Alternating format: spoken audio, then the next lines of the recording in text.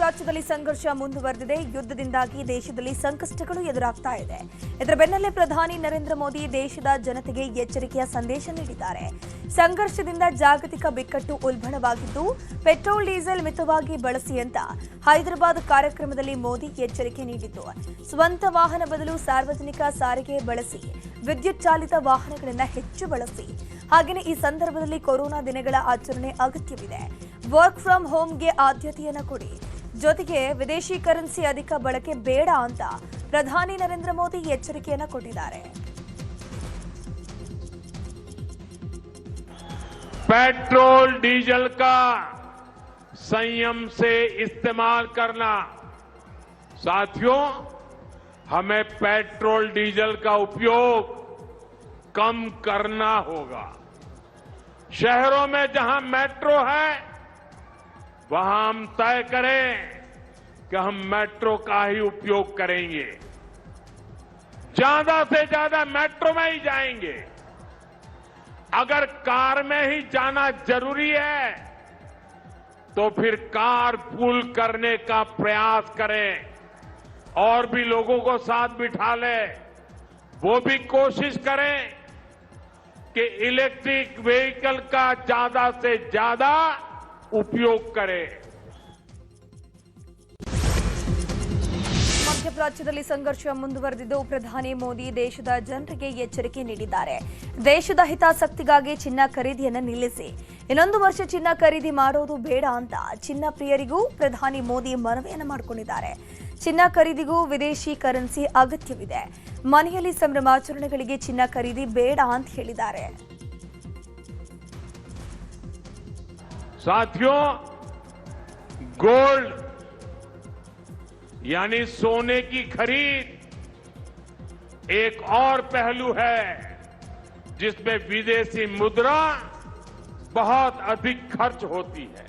लेकिन देश हित में हमको ये तय करना पड़ेगा कि साल भर तक घर में कोई भी फंक्शन हो, कोई भी कार्यक्रम हो, हम सोने के गहने नहीं खरीदेंगे, सोना नहीं खरीदेंगे। ದೇಶದ ಆರ್ಥಿಕತೆ ಮೇಲೆ ವಿದೇಶಿ ಕರೆನ್ಸಿ ಎಫೆಕ್ಟ್ನಿಂದಾಗಿ ಮನೆಗಳಲ್ಲಿ ಅಡುಗೆ ಎಣ್ಣೆ ಮಿತವಾಗಿ ಬಳಸಿ, ಸಂಕಷ್ಟದ ಸಮಯದಲ್ಲಿ ಮಿತಿ ಅಗತ್ಯ ಅಂತ ಪ್ರಧಾನಿ ಮೋದಿ ಕರೆ ಕೊಟ್ಟಿದ್ದಾರೆ. ಅಡುಗೆ ಎಣ್ಣೆ ಮಿತವಾಗಿ ಬಳಸುವುದೇ ದೊಡ್ಡ ದೇಶ ಪ್ರೇಮ. ದೇಶದ ಬೊಕ್ಕಸ ಸುಭದ್ರವಾಗೋಕೆ ಕೊಡುಗೆಯನ್ನು ನೀಡಿ.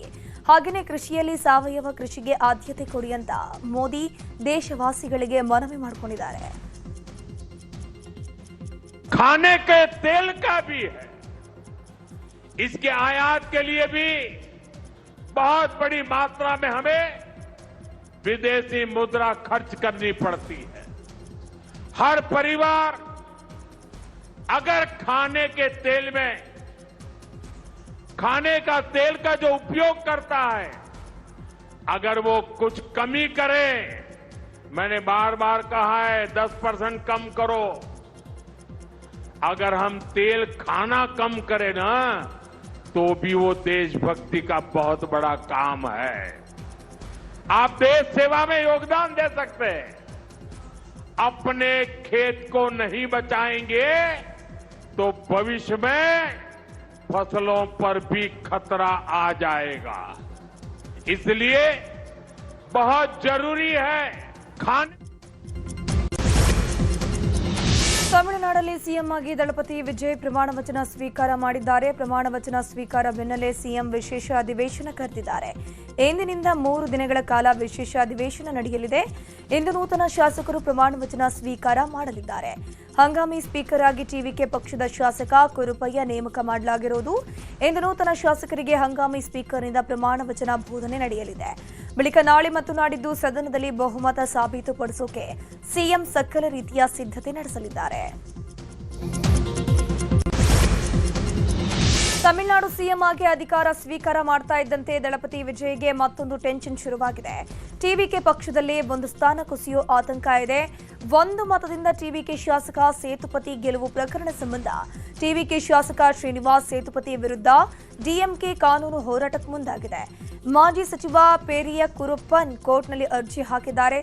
ತಿರುಪತ್ತೂರು ವಿಧಾನಸಭಾ ಕ್ಷೇತ್ರದಲ್ಲಿ ಒಂದೇ ಮತದಿಂದ ಡಿಎಂಕೆ ಅಭ್ಯರ್ಥಿ ಸೋಲಿಸಿದ ಟಿವಿಕೆ ಶಾಸಕ ಈ ಕ್ಷೇತ್ರದ ಮರು ಎಣಿಕೆಗೆ ಮಾಜಿ ಸಚಿವ ಪೈರಿಯರ್ ಕುರುಪ್ಪನ್ ಕೋರ್ಟ್ ಮೆಟ್ಟಿಲೇರಿದ್ದಾರೆ. ಮರು ಎಣಿಕೆ ವೇಳೆ ಏನಾದರೂ ಡಿಎಂಕೆಗೆ ಮತಗಳು ಹೆಚ್ಚಾದರೆ ಟಿವಿಕೆ ಶಾಸಕ ಸ್ಥಾನ ಕಳೆದುಕೊಳ್ಳುವಂತಹ ಸಾಧ್ಯತೆ ಕೂಡ ಇದೆ. ತಮಿಳುನಾಡಿನಲ್ಲಿ ಸಿಎಂ ಆಗಿ ದಳಪತಿ ವಿಜಯ್ ಪ್ರಮಾಣ ವಚನ ಸ್ವೀಕಾರ ಮಾಡಿದ್ದಾರೆ. ವಿಜಯ್ ಅಧಿಕಾರ ಸ್ವೀಕಾರದ ಬೆನ್ನಲ್ಲೇ ಡಿಎಂಕೆ ಪಕ್ಷವು ಶಾಸಕಾಂಗ ಪಕ್ಷದ ನಾಯಕನ ಆಯ್ಕೆ ಮಾಡಿದೆ. ಮಾಜಿ ಸಿಎಂ ಎಂಕೆ ಸ್ಟಾಲಿನ್ ಪುತ್ರ ಉದಯನಿಧಿ ಸ್ಟಾಲಿನ್ ಶಾಸಕಾಂಗ ಪಕ್ಷದ ನಾಯಕನಾಗಿ ಆಯ್ಕೆಯಾಗಿದ್ದಾರೆ. ತಮಿಳುನಾಡಿನ ವಿರೋಧ ಪಕ್ಷದ ನಾಯಕನಾಗಿ ಉದಯನಿಧಿಯನ್ನ ನೇಮಕ ಮಾಡಲಾಗಿದೆ. ಕೇರಳದಲ್ಲಿ ಸಿಎಂ ಆಯ್ಕೆ ಇನ್ನೂ ಕೂಡ ಕಗ್ಗಂಟಾಗಿ ಉಳ್ಕೊಂಡಿದೆ. ಸಿಎಂ ಸ್ಥಾನಕ್ಕಾಗಿ ವಿಡಿ ಸತೀಶನ್, ರಮೇಶ್ ಚೆನ್ನಿತ್ತಿಲ ಹಾಗೂ ವೇಣುಗೋಪಾಲ್ ಮಧ್ಯೆ ಭಾರೀ ಕಸರತ್ತು ನಡೆದಿದೆ. ಇತ್ತ ವೇಣುಗೋಪಾಲ್ ಪರ ಎಲ್ಲ ಶಾಸಕರು ಬೆಂಬಲ ಸೂಚಿಸುತ್ತಿದ್ದಾರೆ ಎನ್ನಲಾಗಿದ್ದು ಸಿಎಂ ಕುರ್ಚಿ ಕದನ ಕ್ಲೈಮ್ಯಾಕ್ಸ್ ಹಂತಕ್ಕೆ ಬಂದು ನಿಂತಿದೆ. ಕಾಂಗ್ರೆಸ್ ಹೈಕಮಾಂಡ್ ಕೇರಳದ್ದೇ ಚಿಂತೆಯಾಗಿದ್ದು ರಾಜ್ಯ ಕಾಂಗ್ರೆಸ್ಸಿಗರಿಗೆ ನಿರಾಸೆ ಉಂಟಾಗಿದೆ. ಕೇರಳದಲ್ಲಿ ಸುಸೂತ್ರ ಸರ್ಕಾರ ರಚಿಸಿದ ಹೊರತು ರಾಜ್ಯಕ್ಕೆ ರಾಹುಲ್ ಗಾಂಧಿ ಸಮಯ ನೀಡುವುದಿಲ್ಲ. ರಾಜ್ಯದ ಸಂಪುಟ ಪುನರಚನೆ, ನಾಯಕತ್ವದ ಚರ್ಚೆಗೆ ಹೈಕಮಾಂಡ್ ಸದ್ಯಕ್ಕೆ ಎಂಟ್ರಿ ಕೊಡುವಂಥ ಲಕ್ಷಣಗಳಿಲ್ಲ. ಕೇರಳಂ ಬಿಕ್ಕಟ್ಟಿನ ಜೊತೆಗೆ ಕರ್ನಾಟಕದಲ್ಲೂ ಅನಿಶ್ಚಿತತೆ ಸೃಷ್ಟಿಯಾಗುವ ಆತಂಕ ಎದುರಾಗಿದೆ. ಕರ್ನಾಟಕದಲ್ಲಿ ಬದಲಾವಣೆಗೆ ಕೈ ಹಾಕಿದ್ರೆ ಹೈಕಮಾಂಡ್ಗೆ ಡಬಲ್ ಟ್ರಬಲ್ ಉಂಟಾಗಲಿದೆ. ಮೇ ಅಂತ್ಯದವರೆಗೂ ರಾಜ್ಯ ಕಾಂಗ್ರೆಸ್ನಲ್ಲಿ ಯಥಾಸ್ಥಿತಿ ಕಾಪಾಡಿಕೊಳ್ಳೋಕೆ ಕಾಂಗ್ರೆಸ್ ಹೈಕಮಾಂಡ್ ಮುಂದಾಗಿದೆ.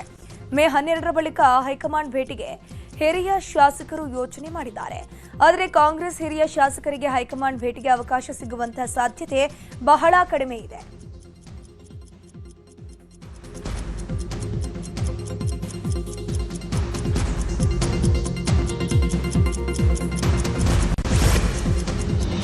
ಬೆಂಗಳೂರು ಹೊರವಲಯದ ಕಗ್ಗಲೀಪುರ ಗ್ರಾಮದ ತಾತಗುಣಿ ಬಳಿ ಪ್ರಧಾನಿ ಮೋದಿ ಸಂಚರಿಸುವ ರಸ್ತೆ ಮಾರ್ಗದ ರಸ್ತೆ ಬದಿ 2 ಜಿಲೆಟಿನ್ ಕಡ್ಡಿಗಳು ಪತ್ತೆಯಾಗಿದ್ದವು. ಘಟನೆ ಸಂಬಂಧ ಕಗ್ಗಲೀಪುರ ಠಾಣೆಯಲ್ಲಿ ಪ್ರಕರಣ ದಾಖಲಾಗಿದ್ದು ತನಿಖೆಗೆ ಕೇಂದ್ರೀಯ ತನಿಖಾ ಸಂಸ್ಥೆ ಮುಂದಾಗುವಂತಹ ಸಾಧ್ಯತೆ ಇದೆ. ಮೋದಿ ಕಾರ್ಯಕ್ರಮ ಹಿನ್ನೆಲೆ ಕೇಂದ್ರ ಗೃಹ ಇಲಾಖೆ ಗಂಭೀರವಾಗಿ ಇದನ್ನು ಪರಿಗಣಿಸಿದೆ. ಎನ್ಐಎ ಸೆಂಟ್ರಲ್ ಇಂಟೆಲಿಜೆನ್ಸ್ ಟೀಮ್ನಿಂದ ಪರಿಶೀಲನೆಗೆ ಸಿದ್ಧತೆ ಕೂಡ ನಡೆದಿದೆ. ಕೇವಲ ಜಿಲೆಟಿನ್ ಅಷ್ಟೇ ಅಲ್ಲದೆ ಪೊಲೀಸರ ಭದ್ರತೆಯ ಬಗ್ಗೆಯೂ ವಿಚಾರಣೆ ನಡೆಸುವಂತಹ ಸಾಧ್ಯತೆ ಇದೆ. ಪ್ರಧಾನಿ ಮೋದಿ ಬರುವ ಮುನ್ನ ಬೆದರಿಕೆ ಕರೆ ಮತ್ತು ಜಿಲೆಟಿನ್ ಕಡ್ಡಿ ಪತ್ತೆ ಸಂಬಂಧ ಕೋರಮಂಗಲ ಪೊಲೀಸರು ಬೆದರಿಕೆ ಕರೆ ಮಾಡಿದ್ದ ವ್ಯಕ್ತಿಯ ವಿಚಾರಣೆ ನಡೆಸ್ತಾ ಇದ್ದಾರೆ. ಪೊಲೀಸರಿಂದ ಲೋಹಿತ್ ಎಂಬಾತನ ವಿಚಾರಣೆಯನ್ನ ನಡೆಸಲಾಗ್ತಾ ಇದ್ದು ಮಾನಸಿಕ ಅಸ್ವಸ್ಥನಂತೆ ಕಾಣಿಸಿಕೊಂಡಿದ್ದಾನೆ. ರೂಟ್ ಮ್ಯಾಪ್ ನೋಡಿ ಮೇಲ್ನೋಟದ ನಿರ್ಧಾರಕ್ಕೆ ಪೊಲೀಸರು ಬಂದಿದ್ದಾರೆ. ಘಟನೆ ಹಿಂದಿನ ದಿನ ತಮಿಳುನಾಡಿನ ಸೂಲಗಿರಿಯ ಕಡೆ ಪ್ರಯಾಣ ಬೆಳೆಸಿದ ಲೋಹಿತ್ ಕಾಫಿ ಡೇ ಎಲ್ಲ ತಿರುಗಾಡಿ ಮನೆಗೆ ವಾಪಸ್ ಬಂದಿದ್ದಂತೆ. ಫೋನ್ ಮಾಡಿದ ಬಳಿಕ ತಿಲಕ್ ನಗರದ ಭಾಗದಲ್ಲಿ ಪತ್ತೆಯಾಗಿದ್ದಾನೆ. ಲೋಹಿತ್ ಪ್ರಯಾಣದ ಬಸ್ ಟಿಕೆಟ್ಗಳನ್ನು ಪೊಲೀಸರು ಕಲೆ ಹಾಕಿದ್ದಾರೆ. ಜಿಲೆಟಿನ್ ಪತ್ತೆ ಜಾಗಕ್ಕೆ ಲೋಹಿತ್ ಪ್ರಯಾಣದ ಸ್ಪಷ್ಟ ಮಾಹಿತಿ ಇನ್ನೂ ಕೂಡ ಸಿಕ್ಕಿಲ್ಲ. ಚಿತ್ರದುರ್ಗ ಜಿಲ್ಲಾ ಉಸ್ತುವಾರಿ ಸಚಿವ ಡಿ ಸುಧಾಕರ್ ವಿಧಿವಶರಾಗಿದ್ದು ಇಂದು ಅಂತ್ಯ ಸಂಸ್ಕಾರ ನಡೆಯಲಿದೆ. ಇಂದು ಚಳ್ಳಕೆರೆಯ ಶಟಲ್ ಕೋರ್ಟ್ ಆವರಣದಲ್ಲಿ ಸುಧಾಕರ್ ಅಂತ್ಯಕ್ರಿಯೆ ನಡೆಯಲಿರುವುದು. ಲಂಗ್ಸ್ ಇನ್ಫೆಕ್ಷನ್ನಿಂದ ಬಳಲುತ್ತಿದ್ದ ಸುಧಾಕರ್ ಚಿಕಿತ್ಸೆ ಫಲಿಸದೆ ಬೆಂಗಳೂರಿನ ಕಿಮ್ಸ್ ಆಸ್ಪತ್ರೆಯಲ್ಲಿ ವಿಧಿವಶರಾಗಿದ್ದು ಡಿ ಸುಧಾಕರ್ ನಿಧನಕ್ಕೆ ಕುಟುಂಬಸ್ಥರು ಮತ್ತು ಬೆಂಬಲಿಗರು ಕಣ್ಣೀರು ಹಾಕಿದ್ದಾರೆ. ಇನ್ನು ಸಿಎಂ, ಡಿಸಿಎಂ ಸೇರಿದಂತೆ ಹಲವು ನಾಯಕರು ಅಂತಿಮ ದರ್ಶನ ಪಡೆದು ನಮನ ಸಲ್ಲಿಸಿದರು.